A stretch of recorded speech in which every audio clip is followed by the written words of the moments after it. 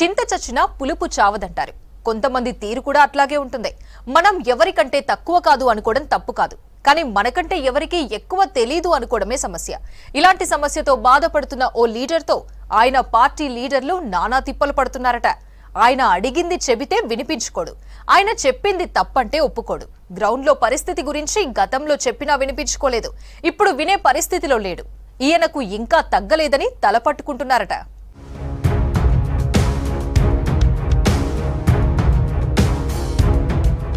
ఎన్నికలు ముగిసి వారం అవుతున్నా పోలింగ్ లెక్కల్లో కేసీఆర్ బిజీగా ఉన్నారట. సెగ్మెంట్ల వారీగా లీడర్లతో మాట్లాడుతున్నారట. మాజీ మంత్రులు, ఎమ్మెల్యేలు, ఎమ్మెల్సీలతో పోలింగ్ తీరుపై డిస్కషన్ చేస్తున్నారట. అయితే గులాబీ లీడర్లలా ఇంట్రెస్టింగ్ చర్చ జరుగుతోందట. లీడర్లు చెప్పేది ఒకటైతే కేసీఆర్ మరొకటి చెప్తున్నారట. గ్రౌండ్ రియాలిటీ కాదని తనదైన స్టైల్లో తాను చెప్పాలనుకున్నది లీడర్లకి చెప్తున్నారట మాజీ ముఖ్యమంత్రి. లీడర్లు కూడా సారు చెప్పిందంతా విని ఫోన్ పెట్టేసిన తర్వాత ఇవేమి లెక్కలని తలకొక్కుంటున్నారట.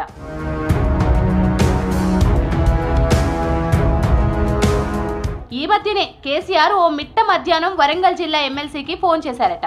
ఏం సంగతి, బాగున్నారా, ఎట్లున్నది సిచ్యువేషన్ అని ముచ్చట స్టార్ట్ చేశారట. కొద్దిసేపు మాట్లాడిన తరువాత ఎంపీ ఎన్నికలు ఎట్లా జరిగినాయని అసలు సంగతికొచ్చారట. జనాల్లో ఏమైనా తేడా వచ్చిందా, ఈసారి ఓట్లు ఎట్లా వస్తాయి అని అడిగారట. సదరు ఎమ్మెల్సీ కష్టం సార్, జనాల్లో ఇంకా కోపం తగ్గనట్టుందని చెప్పారట. పోల్ మేనేజ్మెంట్ లో మనం వీక్ ఉన్నాం సార్ అని చెప్పారట.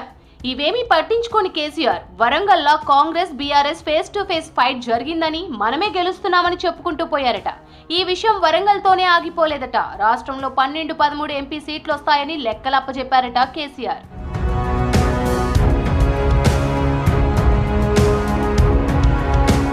వరంగల్ సెగ్మెంట్ లోనే ఓ మాజీ ఎమ్మెల్యే కూడా ఫోన్ చేశారట కేసీఆర్.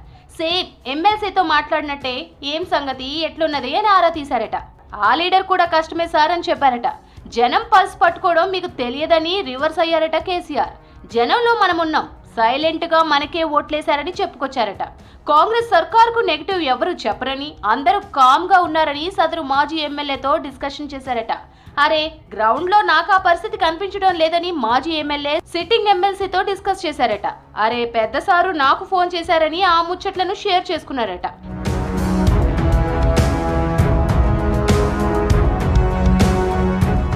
ఈ ఇద్దరు కలిసి ఇంకెవరికి సార్ ఫోన్లు చేశారని ఆరా తీస్తే పక్క జిల్లాలో మరో పార్లమెంట్ సెగ్మెంట్ లీడర్లకు కూడా కేసీఆర్ ఫోన్ చేశారట.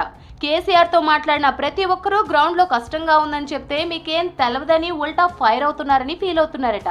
అసెంబ్లీ ఎన్నికల్లో ఓటమి తర్వాత కూడా సారులో మార్పు రాలేదని అనుకుంటున్నారట గులాబీ లీడర్లు.